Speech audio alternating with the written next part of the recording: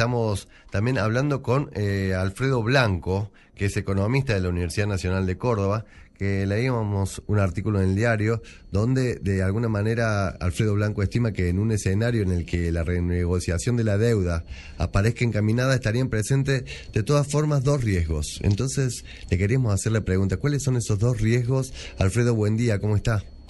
¿Qué tal? ¿Cómo estás? Buenos días, Marcos.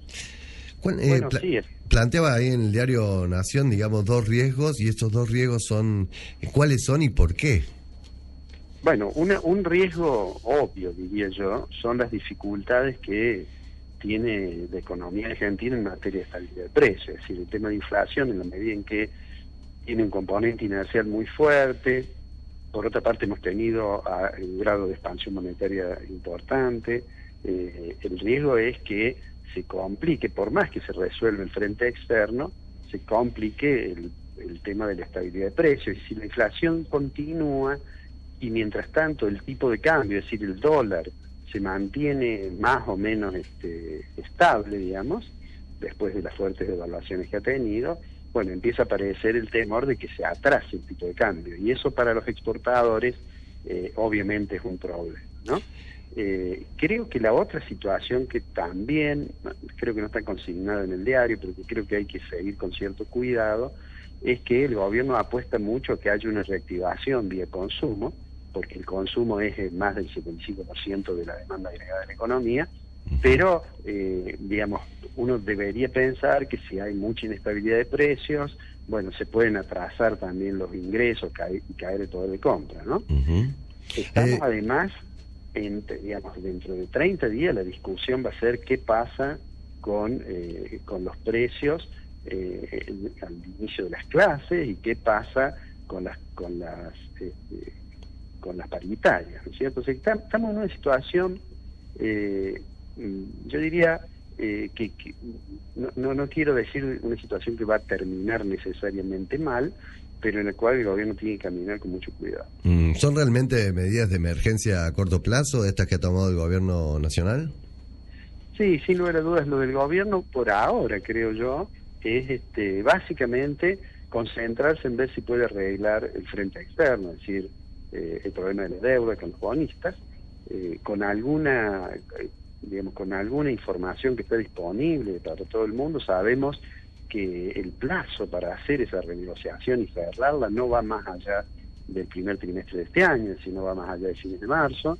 ¿Por qué? Porque el calendario de vencimientos del segundo trimestre es muy importante. Entonces el gobierno hasta ahora está pagando los intereses y está tratando de negociar una especie de periodo de gracia a partir de abril.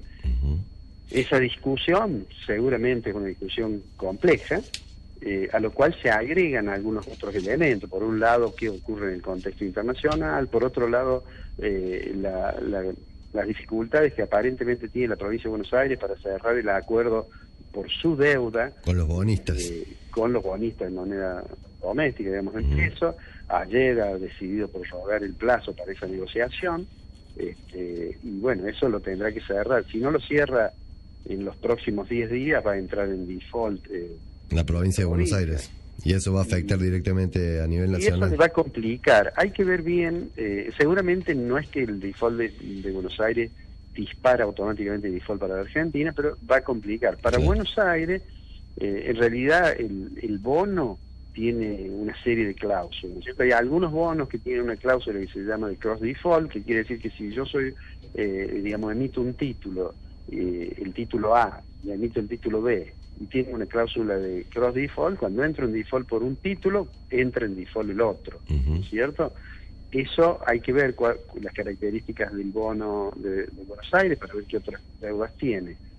Yo supongo que además por el monto de cual están hablando, tiene 25 millones de dólares de intereses, que la provincia ya dijo que los paga, y tiene algo así como 250 millones de capital. Por el monto yo diría que la provincia de Buenos Aires no va a entrar en default. Si hiciera falta, más allá de lo que se ha dicho, es un monto que, aunque a nosotros nos parece un número inmenso, para los niveles de deuda de la provincia de Buenos Aires y de la nación no es tan grande, digamos. Alfredo, ¿por qué la multiplicidad del tipo de cambio es un problema hoy? Bueno, ese que es la segunda, digamos, complejidad que tenemos. tenemos una gran cantidad de tipos de cambio. ¿Y por qué es un inconveniente? Porque cuando se mantiene el tipo de cambio múltiple durante mucho tiempo, aparecen los mecanismos para tratar de pasar por un mercado con un tipo de cambio y no por otro. A ver, un mercado paralelo. Claro, si yo soy un exportador, ¿no? Y exporto, supongamos que no soy un exportador de soja, que lo cual el tipo de cambio es más bajo todavía por las retenciones, pero digamos exporto y liquido a 63 pesos, digamos, supongamos que está en 60 para hacer números redondos. Pero veo que en el mercado, digamos, del mercado del dólar bolsa o en el mercado marginal, está más de eso, digamos, está 70, supongamos, o 75. La tentación del exportador, obviamente, va a ser exportar y tratar de no liquidar todas las divisas, de dejar algo afuera y después eventualmente traerlo a través de una operación de bolsa para obtener más, ¿cierto? Es una tentación, yo diría, obvia, ¿cierto? Una cosa similar a la subfacturación de exportaciones ocurre por el lado de las importaciones con la sobrefacturación.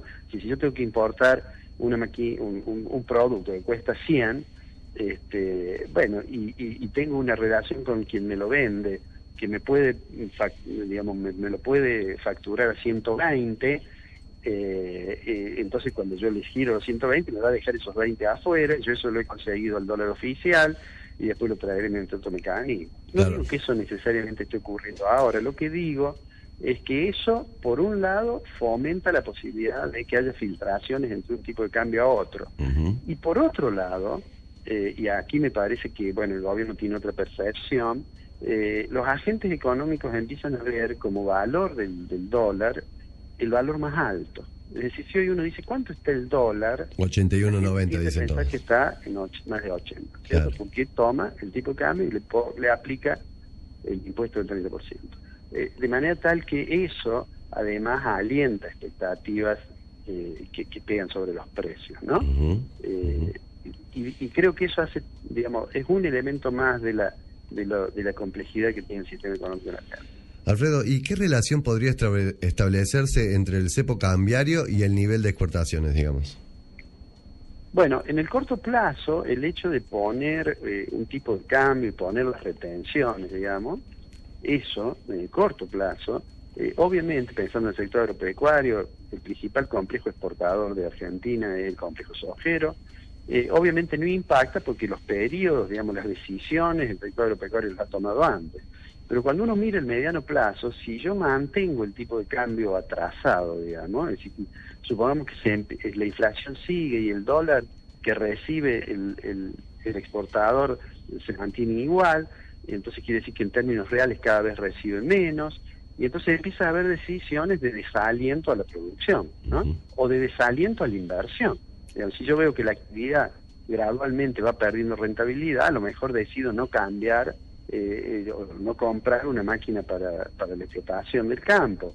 Y entonces eso tiene efecto si efectivamente mantengo durante mucho tiempo. No nos olvidemos que hoy el dólar del exportador por las retenciones, hablando del complejo sojero, está en algo más de 40, 40 y pico, que es un dólar obviamente muy bajo. Si uno piensa que el dólar oficial está a 60, tiene que sacar el 30%, pero que el dólar que se llama solidario, digamos, entre comillas, está a 80, obviamente hay una diferencia muy grande, y eso opera como un mecanismo de desaliento en los productores, porque el productor finalmente el precio que recibe es el precio que se traslada a partir del precio de las exportaciones, ¿sí? ¿Y los productores tienen la posibilidad de no comercializar también, de no salir a vender, digamos? Y durante algún tiempo pueden retener una cosa, supongamos que empieza a haber atraso cambiario.